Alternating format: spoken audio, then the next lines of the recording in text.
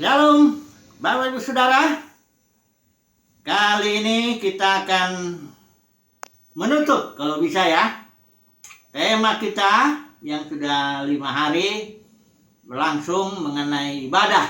Ya, hari ini kita mau bicara tentang ibadah perjanjian baru.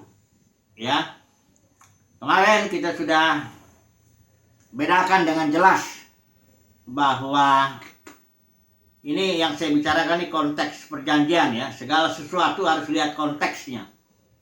Dalam hukum Taurat itu, konteks daripada hukum Taurat itu adalah perjanjian lama. Perjanjian lama itu adalah suatu perjanjian antara Yahweh dengan bangsa Israel dan diperantarai oleh Musa yang diikat di Gunung Sinai 1500 tahun sebelum Yesus datang. Dan nubuat-nubuat atau simbol-simbol atau perlambang-perlambang dalam perjanjian lama itu selesai disuarakan, katakanlah itu, ditutup melalui ministry Yohanes Pembaptis. Bukan berarti kebenaran perjanjian lama ini berhenti di Yohanes Pembaptis. Nah, perjanjian lama sendiri sudah menubuatkan akhir daripada segala sesuatu itu. Ya. Jadi maksudnya suara daripada kenabian, suara daripada firman yang terkait dengan perjanjian lama itu sudah ditutup melalui ministrinya Yohanes. Ketika Yesus masuk melakukan ministry, dia masuk dispensasi atau pemberitaan mengenai kingdom, ya, di mana gereja itu adalah manifestasi awal daripada kingdom itu, ya. Yang 120 orang itu dia manifestasi daripada kerajaan sorga di bumi dalam diri orang-orang itu. Di mana hukumnya ini perjanjian baru ya, hukumnya adalah hukum roh. Kita sudah bahas itu kemarin ya, bahwa Tuhan menaruh hukum yang tadinya tertulis dalam loh batu masuk ke dalam loh hati, masuk ke dalam roh, sehingga umat Tuhan, umat pilihan Tuhan bisa mengenal Tuhan dan bisa benar-benar diampuni dosanya dalam arti yang sesungguhnya. Jadi ini semuanya simbol-simbol, disinilah realitanya. Itu sebabnya Injil Yohanes bilang dari 1 itu, hukum Taurat datang melalui Musa, itu simbolnya, tandanya, tapi realitanya, kasih karunia dan realitanya itu dibawa oleh Yesus ya. Realnya itu, penggenapannya itu di dalam roh. Contohnya, saya sudah bilang itu tadi, Kemah Suci itu, baik pelataran, ruang kudus, ruang maha kudus, dan seluruh peralatannya itu digenapi dalam pengalaman di dalam batin, dalam roh. Hari raya juga, Paskah itu digenapi ketika Yesus di Yohanes, dia meniup murid-muridnya, membuat mereka lahir baru, roh pemberi hidup. Kemudian hari raya Pentakosta itu pun digenapi dengan pencurahan roh ya. Nanti hari raya Pondok Daud itu juga pencurahan roh yang tak terbatas, yang Roma pasal 8 bilang manifestasi daripada putra-putra Elohim tampil di bumi ini. Jadi segala sesuatu, baik misalnya buah sulung, dalam pelajaran buah sulung di perjanjian lama itu kan hasil tani. Di sini buah sulungnya ya orang. Perpuluhan juga saya yakin begitu. Adalah sepersepuluh, entah yang dari yang dipanggil, yang dipilih, atau yang setia. Yang jelas Tuhan tidak lagi bicara-bicara atau mengajar-ngajar soal-soal simbol lagi. Ini sudah realitanya. Kita sudah masuk di alam realita. Itu sebabnya Tuhan nggak menyembah tuh juga nggak lagi di gunung ini, di Yerusalem, atau dengan ritual begini-begitu. Nggak begitu. Penyembahan, kita sudah bahas di Yohanes 4, dalam roh dan kebenaran. Jadi, hari ini kita akan melihat contoh. Nah, karena kalau sesuatu tidak ada contohnya, ini puji Tuhan nih, Alkitab ini bukan hanya terdiri dari teori-teori saja, tapi contohnya ada supaya kita gampang nanti belajarnya. Oh, ini contohnya orang yang hidupnya yang menyembah dalam roh dan kebenaran gitu. Jadi ini Kisah Para Rasul ini contoh ya. Ini 28 pasal contoh bagaimana Roh Kudus, orang yang hidup dalam roh, bagaimana Roh Kudus memerintah, mengatur bagaimana mereka secara organis beribadah ya dalam roh dan kebenaran. Ini contoh, jangan ngelihat contohnya itu yang 100 tahun, 200 tahun yang lalu. Enggak, contoh itu harus lihat yang mula-mulanya itu gimana ya. Karena yang belakangan ini, yang sekarang ini terjadi ini udah ribuan denominasi, sudah dua abad ini ya, gereja ini ya. Ini sudah ada ribuan denominasi, ada ibadahnya begini, ibadahnya begitu. Itu nggak bisa dijadikan contoh, ya. Nggak bisa dijadikan contoh ibadah-ibadah di gedung yang sekarang ini dengan segala aturannya, segala liturginya, apa semuanya nggak bisa. Kita kalau mau tahu contohnya, lihatlah awalnya itu dia ya. Karena begini, kali waktu orang Farisi tanya sama Yesus, ini ada di Matius berapa ini ya? Ada di Matius 19 ya. Coba dulu saya baca dulu ini ya. Matius 19 ini. Ini orang Farisi tanya, boleh nggak menceraikan istri? Tuhan Yesus bilang ya nggak boleh kan, dari semulanya nggak begitu. Terus ayat 7 pasal 19 ini, kata mereka kepadanya, kata orang Farisi itu, jika demikian apakah sebabnya Musa memerintahkan untuk memberikan surat cerai jika orang menceraikan istrinya? Ini perhatikan nih, jawab Yesus ayat 8. Kata Yesus kepada mereka, karena ketegaran hatimu Musa mengizinkan kamu menceraikan istrimu, tetapi sejak semula tidaklah demikian. Jadi kalau saudara melihat ibadah denominasi di gedung dengan segala liturginya, aturan-aturan organisasinya, dengan kepemerintahan manusianya, itu saudara jangan bilang itu diizinkan Tuhan karena ketegaran daripada hati para pelayannya itu. Nggak mau lihat contoh. Nanti saya akan bukakan halaman demi halaman. Ya nggak semua lah ya.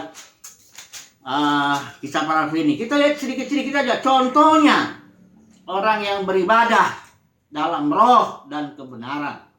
Beribadah yang dipimpin roh. Komunitas yang dipimpin roh. Ini ada contohnya.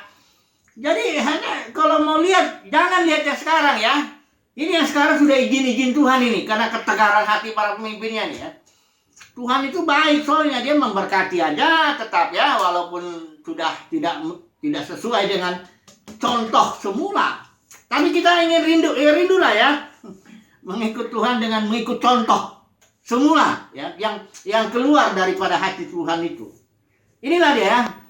Ibadah dalam roh dan kebenaran. Ibadah yang dipimpin roh, komunitas yang dipimpin roh. Ini dia contohnya. Kisah para rasul ya. Ini sebenarnya judulnya ini kisah para saksi. Ya tentu ada rasul juga di situ, tapi ini saksi-saksi di sini banyak ya, baik misalnya Stefanus ya, itu bukan dia bukan rasul, tapi dia menjadi saksi. Kira-kira begini ya, ini kisah para rasul ini dibagi 3 aja ya. Ini adalah satu kitab contoh bagaimana menjadi saksi, bagaimana komunitas mulai dipimpin roh. Saksinya itu ditetapkan mulai dari Yerusalem. Jadi kalau Lukas itu menulis, ini saksi yang bekerja di Yerusalem. Kemudian kamu akan menjadi saksiku di Yudea, Samaria. Kemudian kamu akan menjadi saksiku sampai ke ujung bumi. Nah, jadi yang di Yerusalem inilah dipimpin oleh Petrus ya. Nggak ada di situ gembala sidang apa, nggak ada itu ya, organisasi, gedung, nggak ada. Jadi apa-apa yang ada sekarang itu udah diizinkan Tuhan itu. Yang mula-mulanya nggak ada organisasi, nggak ada gembala sidang, nggak ada gedung, nggak ada liturgi, nggak ada pakaian pendeta lah, pakaian inilah itulah, nggak ada itu. Ya. Jadi semuanya beribadah dia di rumah-rumah. Kita lihat di sini di rumah-rumah ya, mereka masih datang kadang-kadang ke bait suci. Ya, itu waktu itu Petrus Yohanes datang ke bait suci, dia mau mengikuti ritual karena di sini komunitas Petrus tetap dalam beberapa hal masih mengikuti ritual ya, sebagai orang Yahudi. Ini kan orang perjanjian lama tuh dengan orang Yahudi.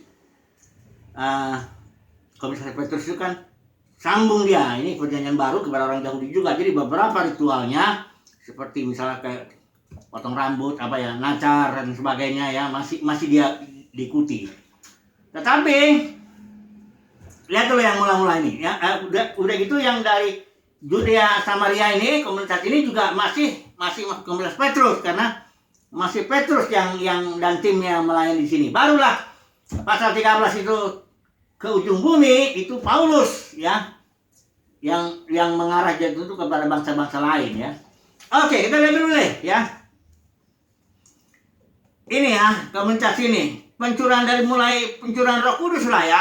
Karena penggenapan daripada perjanjian lama, khususnya hari raya yang saya bilang tadi, hari Pentakosta, adalah pencurahan roh. Karena di Galatia juga jelas dibilang bahwa berkat Abraham sampai kepada bangsa-bangsa lain, sampai kepada kita, itu oleh iman, berkatnya roh yang didapat oleh iman gitu ya.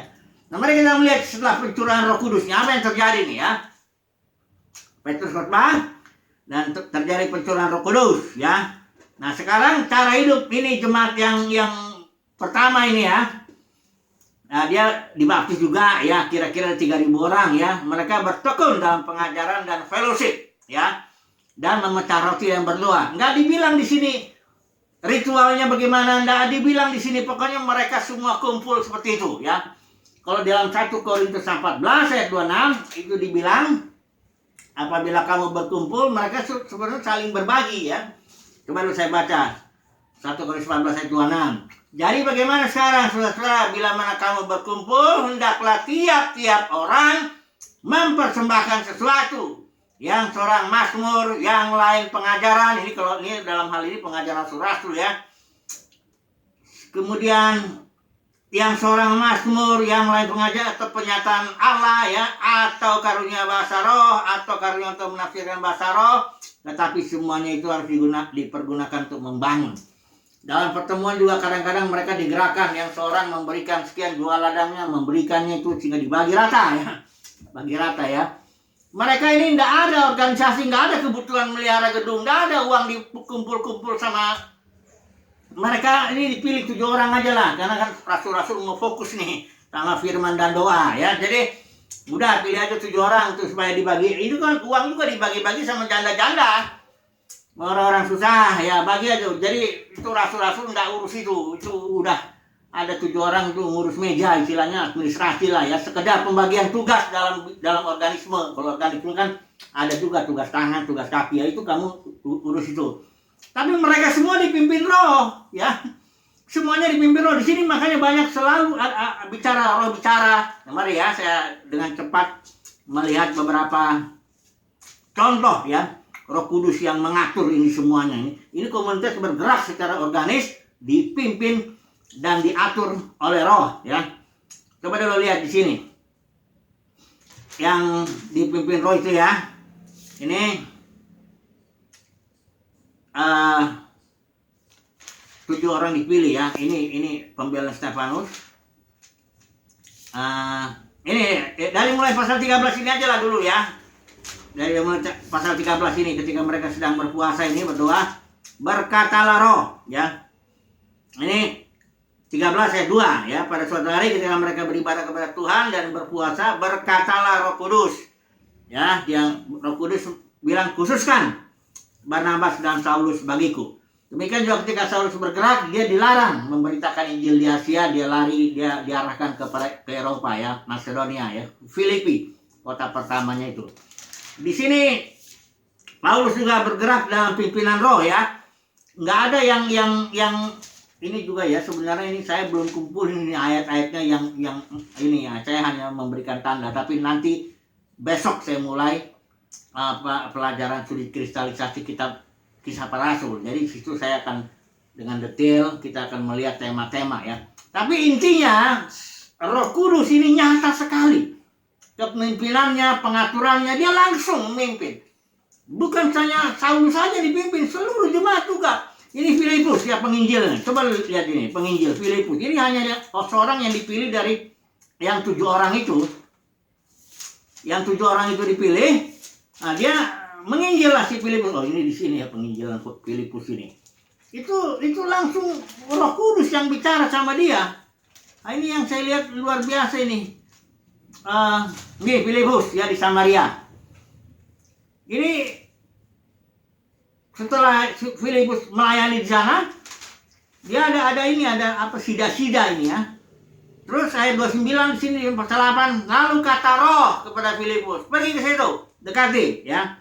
Jadi ini juga setelah selesai itu baru ayat 39, setelah mereka keluar dari air, Roh Tuhan tiba-tiba melarikan Filipus ya.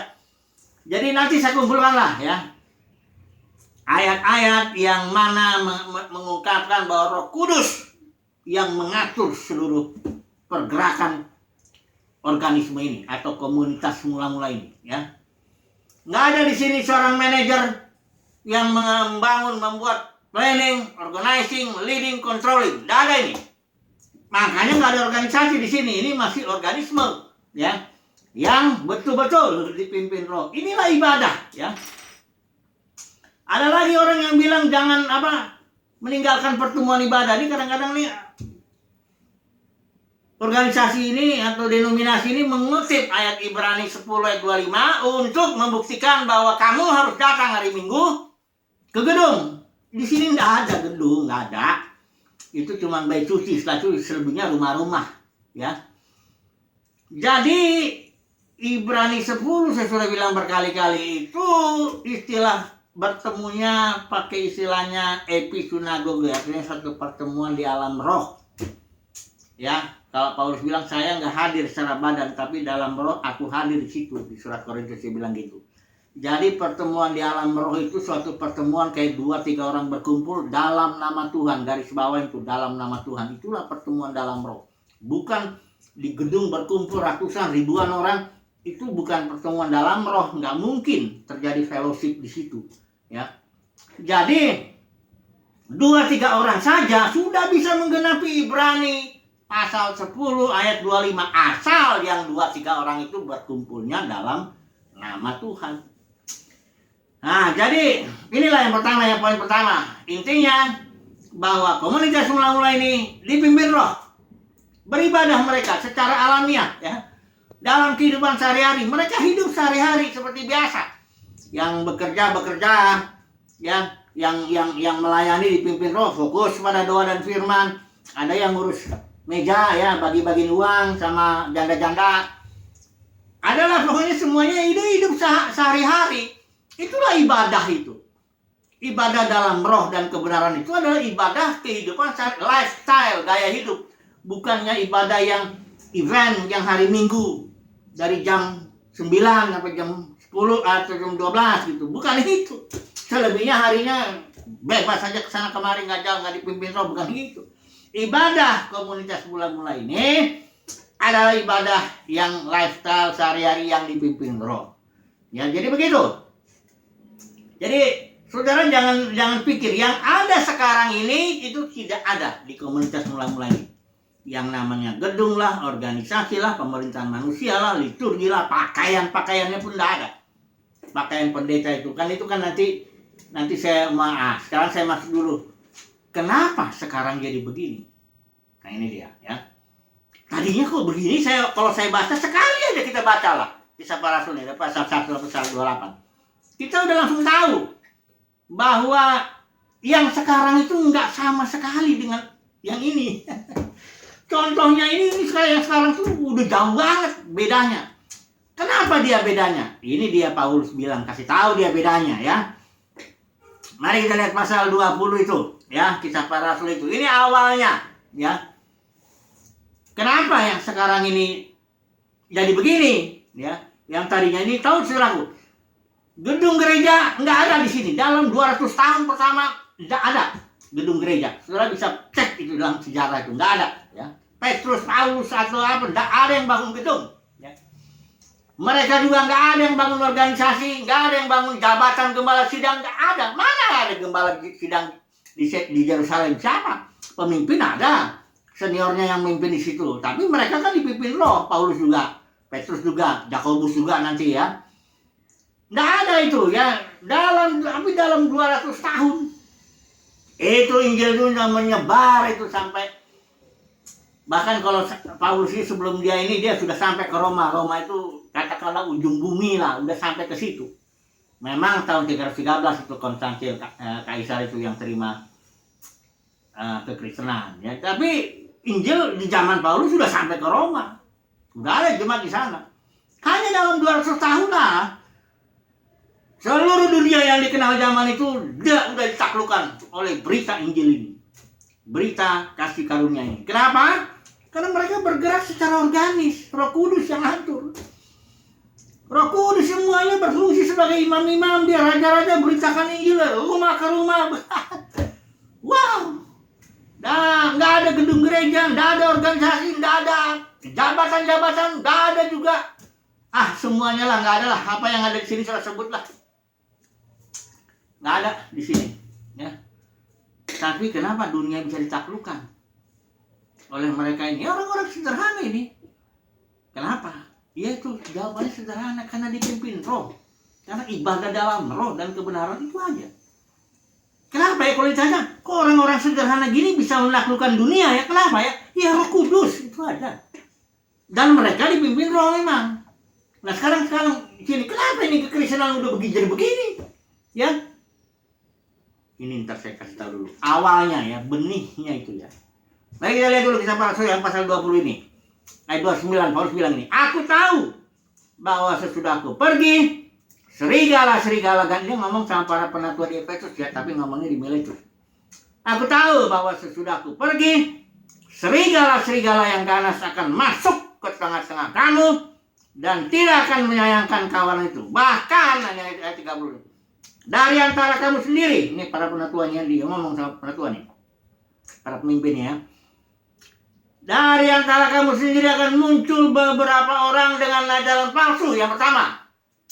Yang kedua, berusaha menarik murid-murid dari jalan yang benar. Supaya bukan ikut Tuhan, bukan ikut Roh. Supaya mengikuti mereka, mengikuti pemimpin. Itulah yang terjadi kan. Ketika itulah mulai tahun 117 itu si Ignatius. Nah, mulai dia ngajarin. Dari antara penatua ada bishop. Nah, setelah bishop ini bertarung, ada bishop agung. Bisa bertarung, ada kardinal. Naik lagi, ada paus. Itulah dia. Para pemimpin narik dengan ajaran palsu, narik murid-murid.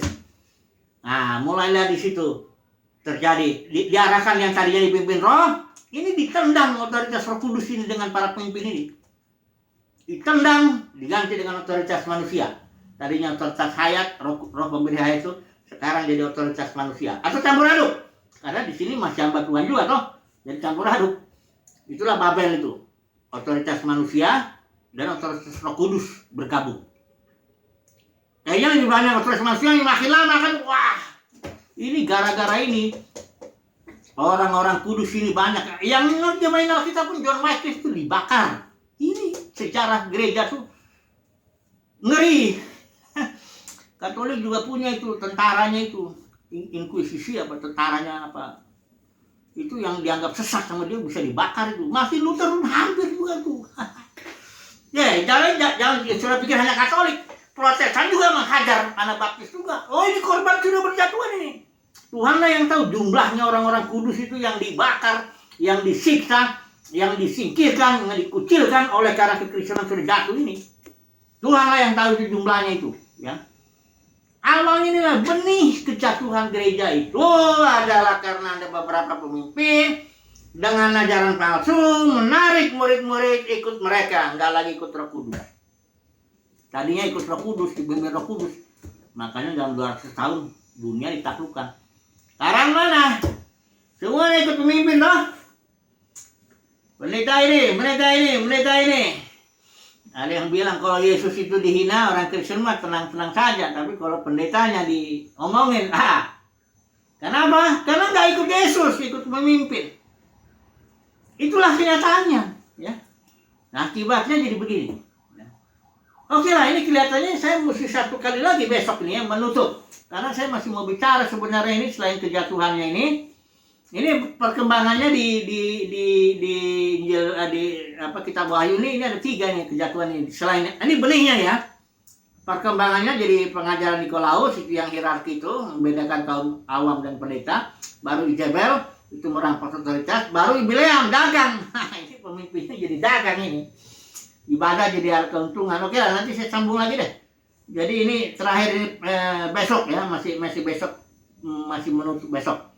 Itu ibadah juga penyembahan yang di kitab di Wahyu pasal 4 pasal 5 itu. Sampai nanti penyembahan di langit dan bumi yang baru, di mana nggak ada lagi bait suci. Karena umatnya dan Tuhan sudah nyatu, ya nggak perlu lagi bait suci sebagai simbol kehadiran Tuhan, nggak perlu. Sudah nggak ada lagi, ya.